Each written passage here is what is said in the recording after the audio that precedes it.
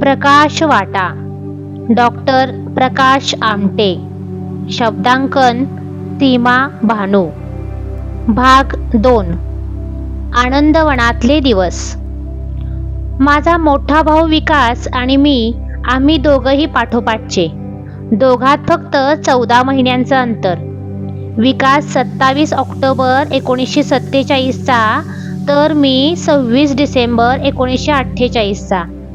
आमचा जन्म वरोड्याचा. त्यावेळी बाबांनी कुष्ठरोग्यांसाठी काम सुरू केलं नव्हतं. माझ्या जन्मानंतर काही दिवसांनी त्यांनी रस्त्याच्या कडेला पडलेला कुष्ठरोगी पाहिला. त्या क्षणी त्याची भीती, किळस वाटून ते घरी निघून आले. पण मग त्यांना वाटलं, असा आजार आपल्या बायकोला, मुलांना झाला तर आपण असंच वागू का? ते परत गेले. त्या कुष्ठरोग्याला घरी घेऊन आले.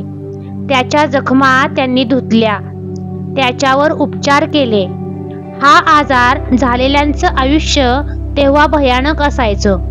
त्यामुळे त्याच वेळी आपण कुष्ठरोग्यांसाठी काम करायचं, त्यांना स्वावलंबी बनवायचं, हा निर्णय बाबांनी घेतला.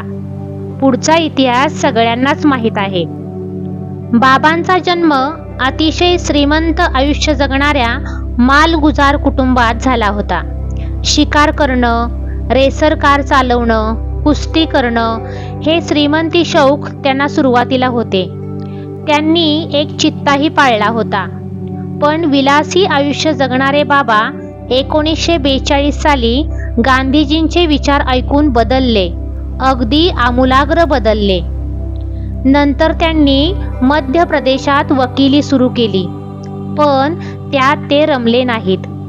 ज्याच्याकडे पैसा आहे त्यालाच न्याय मिळतो, गरिबांना नाही, हे त्यांच्या लक्षात आलं आणि तेही काम त्यांनी सोडून दिलं.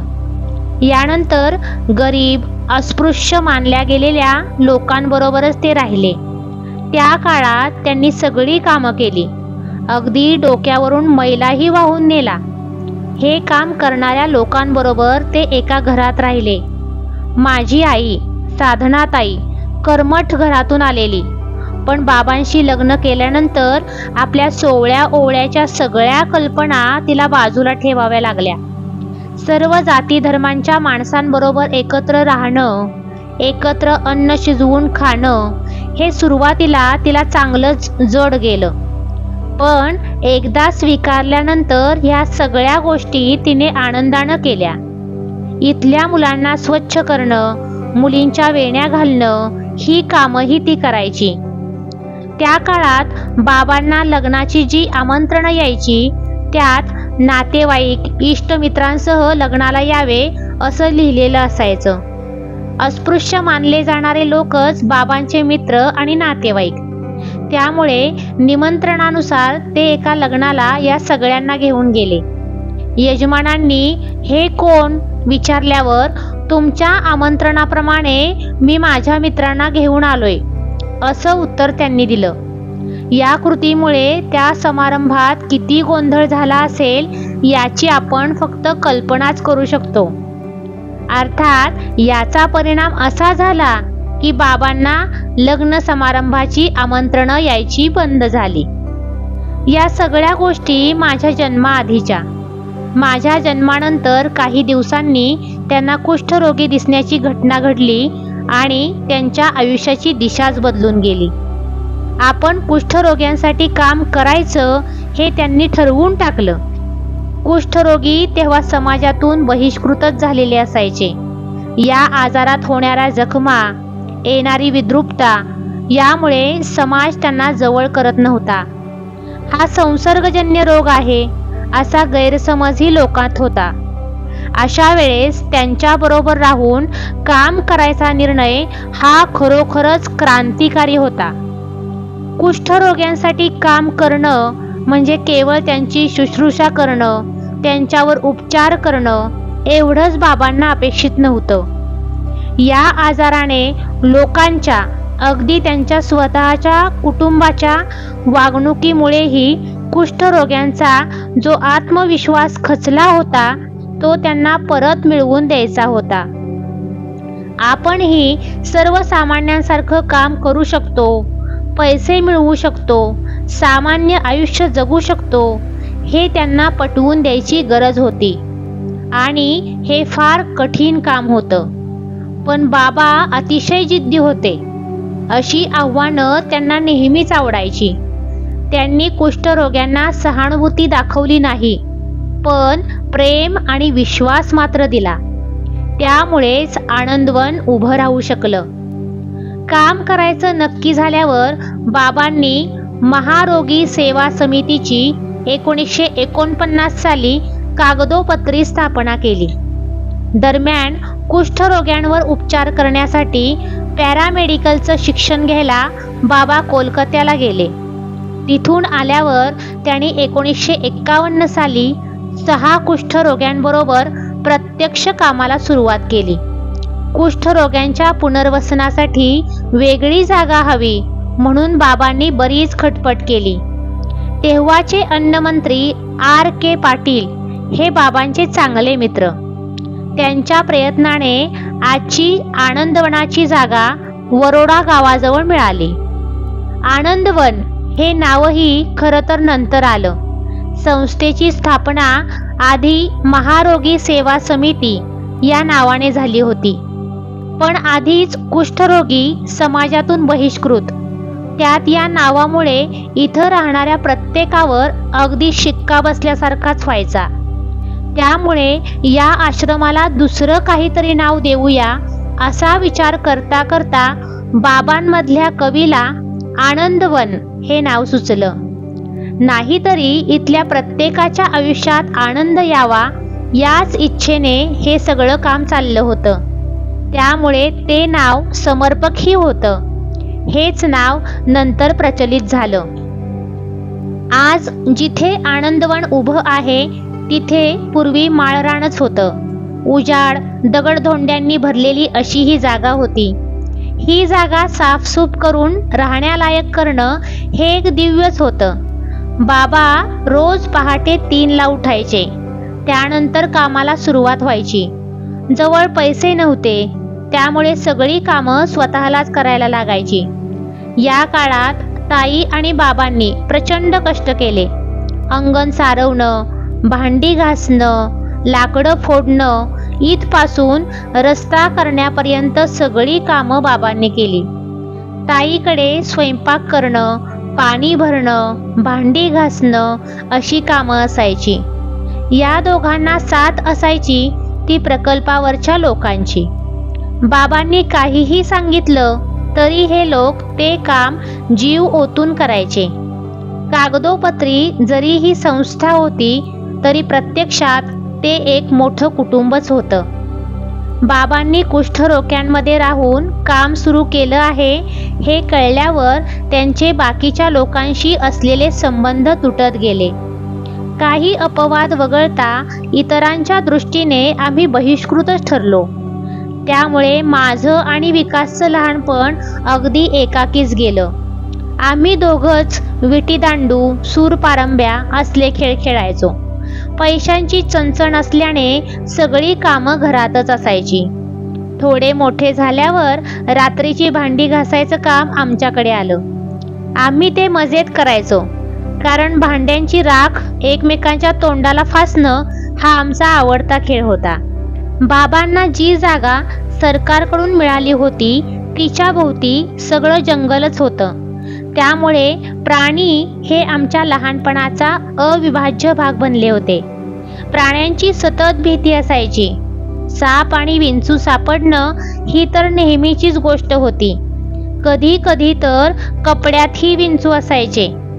सापांचा तर इतका सुळसुळाट होता की त्यामुळे दिसला साप की मारा असं व्हायचं. सापाला जीवदान द्यायचं वगैरे कुणाच्या डोक्यातही नसायचं. सर्पदंशावर तेव्हा औषध नव्हतं हे त्याचं कारण असावं. काही दिवसांनी मात्र तिथे जे कुष्ठरोगी पेशंट होते त्यांनी साप पकडायला सुरुवात केली. पण मग विषारी सापही सापडायला लागले तेव्हा सापांना पाळण्याचा उद्योग नाईलाजानं सोडून द्यावा लागला. इंगळी हा प्रकार आता फारसा कुणाला ऐकूनही माहीत नसेल. इंगळी ही प्रचंड विषारी असते. ती चावली तर त्या माणसाचं काही खरं नाही. मी 2.5 वर्षांचा असताना अशा 2 इंगळ्या 2 हातात धरून ताईला म्हणजे आईला दाखवायला बऱ्याच अंतरावरून आणल्या होत्या अशी आठवण ती सांगते. मला तसं आलेलं पाहून तिचा थरकापच उडाला होता. मी लहान असल्याने मला त्यातलं गांभीर्य जाणवलं नव्हतं. थोडक्यात साप विंचू यांची संगत जी लहानपणापासून जडली ती नंतरही कायम राहिली. सापांची भीती अजूनही वाटते, पण त्यांचा जो सहवास लहानपणी आणि नंतरही मिळाला त्यामुळे ती भीती बरीच कमी झाली. आनंदवनात आम्ही कुडाच्या झोपडीत राहायचो. बांबूच्या सांगाड्याला मातीच्या भिंती जोडून हे घर तयार केलं होतं. सुरुवातीला छोटं असलेलं हे घर पुढे कमी पडायला लागलं, त्यामुळे वाढवत नेलं. ही झोपडी काही वर्षांपूर्वीपर्यंत म्हणजे माझा नातू अर्णव जन्मला तोपर्यंत होती. अगदी अलीकडे ती पाडली. ही झोपडी मातीची असल्यामुळे वादळ वारा आला की भिंतींचे पोपडे पडायचे. पाऊस आल्यावर तर भिंती अंगावर पडतील की काय अशी भीती ताईला वाटायची. एकदा मी आणि विकास घरात खेळत होतो. ताई घरापासून थोडी लांब कपडे धुणं वगैरे काहीतरी काम करत होती. एकदम वादळी पाऊस आला. वाराही प्रचंड होता. ताई आडोशाला थांबली, पण एवढ्या वाऱ्या पावसात आपली झोपडी टिकते की नाही याची भीती तिला वाटत होती. ती उभी होती तिथून झोपडी दिसतही नव्हती आणि चालत तिथपर्यंत जाणंही शक्य नव्हतं. पाऊस थोडा कमी झाल्यावर ती धावतच झोपडीकडे आली. झोपडी शाबूत राहिली होती, पण आम्ही दोघंही तिला दिसलो नाही. घाबरून तिने हाका मारल्यावर आम्ही खाटेखालून बाहेर आलो. आम्हाला खाटेखाली लपून बसावं हे कसं सुचलं कुणास ठाऊक, पण परिस्थितीच माणसाला शहाणपण शिकवते हे खरं. त्यानंतर पाऊस आला की ताई आम्हाला खाटेखालीच लपवायची. पुढे 1955-56 साली आनंदवनात लागोपाठ 2 कॅम्प झाले. तिथलं काम बघायला मदत करायला 22 देशातून कार्यकर्ते आले होते. 3 महिने ते सगळे तिथे राहिले. त्यावेळेस त्यांनी आम्हाला पक्की कौलारू घरं बांधून दिली. अर्थात या पक्क्या घरांपेक्षा आम्हाला आनंद होता इतके लोक तिथे आले याचाच. तिथे बाहेरचं कुणीच येत नसल्याने कुणीतरी येऊन आपल्याबरोबर राहिलं याचंच आम्हाला खूप अप्रूप वाटलं. त्यांच्याबरोबर खूप खेळायला मिळायचं, त्यामुळे आम्ही खुश होतो. त्या सुमारास तिथे एका बिबट्याचा संचारही सुरू झाला होता. प्रकल्पावर तेव्हा कुत्री होती. पाणी प्यायला म्हणून आलेल्या बिबट्यानं एक करता 4 कुत्री पळवून नेली. कुत्री संपली. आता तो आपल्या मुलांवर हल्ला करेल की काय अशी भीती ताईला वाटायची. रानडुकरंही बऱ्याचदा आसपास असायची. पक्क्या घरांमुळे ही भीती पूर्णपणे नाही, पण थोडी तरी कमी झाली. लहानपण म्हटलं की लाडकोड आणि आवडीनिवडी आल्याच. पण ज्या वातावरणात मी आणि विकास वाढलो तिथे आईवडिलांच्या प्रेमानेच सारी भूक भागायची. भोवतीची परिस्थितीच अशी होती की खाण्यापिण्याच्या खोडी वगैरे आम्हाला लागल्या नाहीत. भात पोळी भाजी असं आमचं साधं जेवण असायचं. आनंदवनात ज्या भाज्या पिकायच्या त्याच बनवल्या जायच्या. शेतात वांगी भरपूर असतील तर कधी कधी सकाळी आणि संध्याकाळीही वांग्याचीच भाजी असायची. शक्यतो बाहेरून काही विकत आणायचं नाही असा बाबांचा दंडक होता. त्याचं एक कारण अर्थातच ऐपत नव्हती हे होतं. दुसरं म्हणजे कुष्ठरोग्यांनी पिकवलेल्या धान्यांना भाज्यांना तेव्हा ग्राहक नव्हते. इथे पिकवलेल्या वस्तू घेऊन बाबा कुष्ठरोग्यांनाच विकायला पाठवायचे. त्या काळी हा माल कुणीच खरेदी करत नसे. कुष्ठरोग हा संसर्गजन्य आहे या समजुतीचा लोकांवर प्रचंड प्रभाव होता. त्यामुळे मग आपणच हे सगळं खाल्लं पाहिजे म्हणून आनंदवनातच या गोष्टी वापरल्या जायच्या. त्यामुळे जेवणात वेगळेपणा कुठून येणार? ताईला या गोष्टीचं फार वाईट वाटायचं. आनंदवन सोडून इतर घरातल्या मुलांना जे मिळतं ते आपल्या मुलांना मिळत नाही. साधा 6 आण्यांचा बिस्किटांचा पुडा आपण त्यांना आणून देऊ शकत नाही, याची तिला खंत वाटायची. ती स्वतः खात्यापित्या सुस्थितीतल्या कुटुंबातून आलेली होती. बाबा तर श्रीमंतच होते. आपल्याला चांगलं खायला मिळालं, कपडे घालायला मिळाले, आयुष्य उपभोगायला मिळालं. नंतरचं आयुष्य हे आपण आपल्या मर्जीनं निवडलेलं आहे. पण आपल्या मुलांची मात्र सुरुवातीपासून साधी हौसमौजही होऊ शकत नाही, याचं तिला फार वैषम्य वाटायचं. पण खरं सांगायचं तर आम्हाला कधी हे जाणवलं नाही. आम्हाला जंगलाबाहेरचं जगच माहीत नसल्याने ते जाणवणार तरी कसं? एकदा मात्र वेगळं काही खायचा प्रसंग आला. प्रकल्पावरच्या दवाखान्यात काम करणाऱ्या एक बाई होत्या. त्या जळगावकडच्या होत्या. त्यांना त्यांच्या माहेराहून धान्य यायचं. त्यांच्याकडे गेलो असता एकदा मी तुरीच्या डाळीचं वरण खाल्लं. तोपर्यंत हा पदार्थ आम्हाला माहीतच नव्हता. मुगाची डाळ स्वस्त म्हणून वरणासाठी तीच वापरली जायची. हे वेगळं वरण मात्र आम्हाला खूप आवडलं. मग बऱ्याचदा ते खाण्यासाठी आमची त्या बाईंच्या घरी फेरी असायची. बाबा ताईंनी स्वेच्छेने हे जीवन आणि त्यासोबतची खडतर जीवनशैली स्वीकारल्यामुळे एखादा पदार्थ आवडला म्हणून कुठून तरी विकत आणला असं होणं शक्यच नव्हतं. तसे पैसेच कुणाकडे नव्हते. मात्र पुढे कोरगावकर ट्रस्टतर्फे बाबांना 150 रुपये मानधन सुरू झालं. ताईही हे काम करते म्हणून तिलाही तेवढंच मानधन पुढे सुरू झालं. तेव्हा थोडेसे पैसे हाती येऊ लागले. परंतु प्रकल्पावरचे खर्चही एवढे होते की त्यामुळे मजेसाठी चैनीसाठी ते पैसे कधीच वापरले गेले नाहीत. आमच्या शिक्षणाची गोष्ट ही अजबच म्हणायची. विकासला शाळेत घालायचं बाबाने ठरवलं. तेव्हा तो 4.5-5 वर्षांचा असेल. वरोड्यालाच मालवीय स्कूल म्हणून म्युनिसिपाल्टीची शाळा होती. विकास शाळेत जाणार आणि त्यामुळे मी अगदीच एकटा पडणार म्हणून बाबांनी शिक्षकांना विनंती केली की यालाही त्याच्याच वर्गात बसू द्या. तिथल्या बोढाले गुरुजींना बाबांबद्दल खूप प्रेम आदर होता. त्यामुळे त्यांनी मलाही शाळेत घेतलं.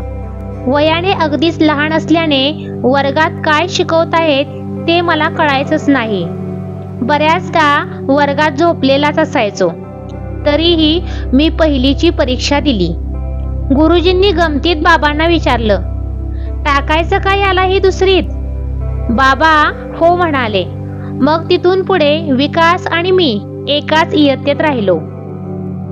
बोढाले गुरुजी आम्हाला 4थी पर्यंत शिकवायला होते.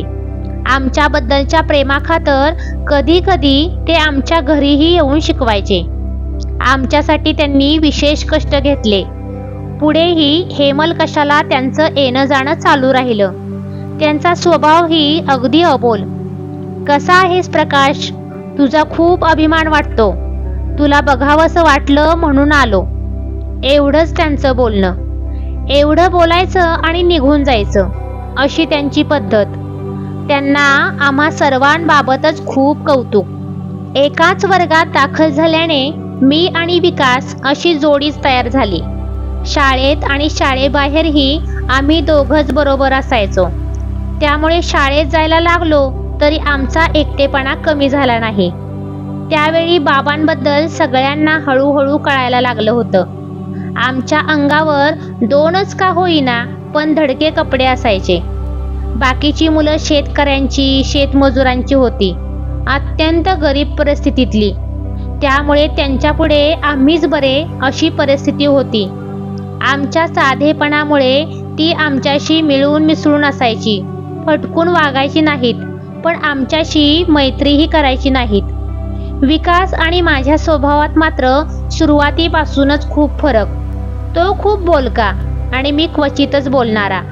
त्यामुळे लहानपणापासून तो माझ्याशी बोलतोय किंवा इतरांशी बोलतोय आणि मी ऐकतोय असंच चालत आलं आहे. दुसरी गोष्ट म्हणजे विकासला नीटनेटकेपणा, कपडे यांची खूप आवड.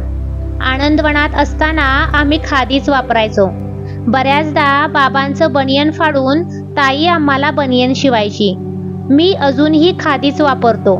विकासनं खूप नंतर आनंदवनात पॉवर लूम्सवर तयार होणारे कपडे वापरायला सुरुवात केली. कपडे कसेही असोत, मी ते नुसते घालून मोकळा होणार. हा मात्र वीज नव्हती तरी कोळशाच्या इस्त्रीने त्या साध्याच कपड्यांना इस्त्री करणार, मगच घालणार. अर्थात स्वभावात फरक असला तरी बाबांचा आमच्यावर इतका प्रभाव होता की आमची उद्दिष्ट एकच राहिली. वरोड्या शेजारीच चिनोरा नावाचं गाव होतं. तिथे नारायण हक्के नावाचा मुलगा राहायचा. आम्ही बैलगाडीने शाळेत जायचो, तर कधी कधी तो आमच्या बरोबरच यायचा. घरीही यायचा. मित्र नाहीत अशी आमची ताई मागे भुनभुन सुरूच असायची. एकदा तर, बाजारात मित्र विकत मिळतात का, आम्हाला आणून दे, असा वेडा हट्टही आम्ही केल्याचं आठवतंय. ताईने या नारायणला आमच्याकडंच राहा म्हणून सांगितलं. तोही राहिला. त्यामुळे आम्हाला खेळायला एक नवीन मित्र तरी मिळाला. त्याने आमच्यावर अगदी भावासारखं प्रेम केलं. 11वी पर्यंत आम्ही नेताजी विद्यालयात शिकलो. तिथे जरा बऱ्या परिस्थितीतील वेगवेगळ्या भागातून आलेली मुलं असायची. अभ्यास आमचा आम्हीच करायचो. सुरुवातीपासून एकाच इयत्तेत असल्याने पुस्तकं एकच असायची. आमचा अभ्यास घ्यायला बाबांना किंवा ताईला वेळच नसायचा. सगळ्यांचा स्वयंपाक, भांडी, कपडे धुणं, 15-16 गाई म्हशींचं दूध काढणं, पाणी भरणं, या सगळ्यात ताई इतकी व्यस्त असायची की तिची इच्छा असूनही ती आमच्याकडे लक्ष देऊ शकायची नाही. तरीही आम्ही अभ्यासात बरे होतो. विकास नेहमी पहिल्या 5 असायचा. मी त्याच्या मागे एखादा नंबर असायचो. या सुमारास आम्हाला टेबल टेनिस खेळायची गोडी लागली. शाळेत ती सोय होती. शाळा संपल्यावर आम्ही खेळत बसायचो. तोपर्यंत सूरपारंब्या, पोहणं असेच खेळ खेळल्याने हा नवीन खेळ खेळताना भान राहायचं नाही. आम्हाला बैलगाडीतून शाळेत घेऊन जाणारा आणणारा कुष्ठरोगीच होता. तो वाट पाहत राहायचा. बाबांच्या हे लक्षात आल्यावर त्यांनी आम्हाला लवकर घरी या, अंधार करू नका, असं 1-2दा सांगितलं. तरीही आम्ही उशीर करत राहिलो. एके दिवशी बाबा खूप भडकले. यांना आज घराच्या बाहेरच राहू दे, असं त्यांनी ताईला सांगितलं. अशा वेळेस आम्ही तिच्या मागे जाऊन लपायचो. मग ताई मध्ये पडायची. बाबांचं म्हणणं होतं, तुम्हाला न्यायला एक माणूस येतो, त्याला किती ताटकळत ठेवायचं, याला काही मर्यादा आहेत. त्यांचा दरारा इतका होता की आम्ही त्या दिवसापासून मुकाट्यानं वेळेत घरी यायला लागलो. बाबांच्या या दराऱ्यामुळे लहानपणी आम्ही ताईपाठी असायचो, पण तिला कधी आम्ही आई म्हणालो नाही. तिने सांभाळ केलेली, तिला आई म्हणणारी असंख्य मुलं आहेत, पण आम्ही भावंड मात्र ताईच म्हणत राहिलो. ताई म्हणण्याची ही एक गंमतच. तिचं माहेरचं नाव होतं इंदू. लग्नानंतर बाबांनी साधना नाव ठेवलं, तरी ते बाहेरच्या लोकांसाठीच होतं. ते तिला इंदू नावानंच हाक मारायचे आणि त्यामुळे आमच्याही तोंडात तेच नाव असायचं. नंतर आम्ही ताई म्हणायला लागलो. माझ्या जन्मानंतर ताईची तब्येत बरीच बिघडली होती. त्यामुळे हवा पालटासाठी तिला उरळी कांचनला 4 महिने राहावं लागलं. मी तेव्हा वर्षाचाही नव्हतो. विकास 2-2.25 वर्षांचा. तो बाबांबरोबर आनंदवनातच राहिला. मी ताईबरोबर गेलो, पण मला सांभाळणं तिला शक्य नव्हतं. इतकी तिची स्वतःची तब्येत खराब होती. मग बाबांच्या स्नेहांनी मला सांभाळलं. त्यासाठी बाईही ठेवली, पण इतक्या लहान वयात तिला माझ्याकडे लक्ष देता आलं नाही. त्यामुळे प्रकाश कधी अंगानं भरलाच नाही, असं वैषम्य ताई नंतरही बोलून दाखवत असे. माझ्या या किरकोळ तब्येतीमुळे झालेला एक किस्सा आठवतो. एकदा आम्ही दोघं ताईबरोबर नागपूरहून वरोड्याला येत होतो, पण सामान आणि आम्ही दोघं यामुळे तिला नागपूर स्टेशनवर तिकीट काढता आलं नव्हतं. वरोडा स्टेशनवर उतरल्यावर तिने तिकीट कलेक्टरला तसं सांगून तिकिटाचे पैसे दिले. मी तेव्हा 12 वर्षांचा होतो, पण त्याने माझं अर्धच तिकीट दिलं. हा मुलगा तर लहान दिसतोय असं त्याचं म्हणणं होतं. ताई मात्र त्याला सांगत होती, अहो तो 12 वर्षांचा आहे, मी त्याची आई आहे, मला त्याचं वय माहीत नाही का? ताई ऐकत नाही म्हटल्यावर त्या तिकीट कलेक्टरने तेव्हा पैसे घेतले, पण नंतर एका हमालाबरोबर माझं अर्ध तिकीट आणि 2 रुपये परत पाठवून दिले. अशी माझी देहेष्टी. बाबांच्या कामात ताईचा सहभाग पहिल्यापासून आणि मनापासून होता, पण एरवी ते परस्पर विरोधी संस्कारात वाढलेले होते. ताई एकदम धार्मिक स्वभावाची, तर बाबांचा देवावर अजिबात विश्वास नव्हता. त्यांचा विश्वास फक्त कर्मावर. पण स्वतःचा विश्वास नसला तरी बाबांनी कधी ताईला अमुक करू नकोस असं म्हटलं नाही. तुला काय करायचं ते कर असंच म्हणायचे. शेवटी मात्र ते तिचं ऐकायला लागले, पण तेही तिच्यासाठी म्हणून, विश्वास आहे म्हणून नाही. ताईनं एखादी गोष्ट करायला सांगितली की ती करायचे, पण त्यामागे इतकी वर्ष हिने आपल्याला साथ दिली, आपण तिच्यासाठी काही करू शकलो नाही, आता एवढं केल्याने तिला बरं वाटणार असेल तर करूया, अशीच त्यांची भावना होती. आम्हालाही सुरुवातीला समज नव्हती, तेव्हा ताई सांगेल ते आणि तसं आम्ही करायचो. नंतर समजायला लागल्यावर मात्र ते सगळं बंद केलं, कारण विचारानं आम्ही बाबांच्या जास्त जवळ होतो. आम्ही देवाचं काहीच करत नाही म्हणून ती दुखावायची, पण त्याला काही इलाज नव्हता. बाबा हे आम्हा दोघांसाठी रोल मॉडेल होते. त्यांचा दरारा वाटायचा, भीती वाटायची. ते रागावले की आम्ही ताईलाच मध्ये घ्यायचो. हे सगळं असलं तरी बाबांचं, त्यांच्या कामाचं, त्यांच्या विचारांचं आम्हाला जबरदस्त आकर्षण होतं. बाबांचे प्रचंड कष्ट, मनात आणलेली गोष्ट करून दाखवायची हिम्मत, अक्षरशः सगळ्यांनी वाळीत टाकलेलं असतानाही दाखवलेली जिगर, हे सगळं आमच्या डोळ्यांपुढे होतं. सुरुवातीला आनंदवनात पाहुणे वगैरे फार कुणी यायचे नाहीत. R.K. पाटील, सर्वोदयी नेते अण्णासाहेब सहस्त्रबुद्धे वगैरे मोजकी माणसं बाबांच्या सोबत ठामपणे उभी राहिली. नंतर परिस्थिती बदलली. खूप मोठी माणसं आनंदवनात यायला लागली. विनोबा भावे, भाऊसाहेब रानडे, यदुनाथ थत्ते यांच्यासारखी माणसं हे काम बघून भारावून जायची, मदत करायची. नंतर पु ल देशपांडे, गोणी दांडेकरही नेहमी यायचे. तेव्हा आम्ही खूप लहान होतो, पण बाबा त्यांच्याशी कसं बोलतात ते बघायचो. त्यांचं कौतुक वाटायचं.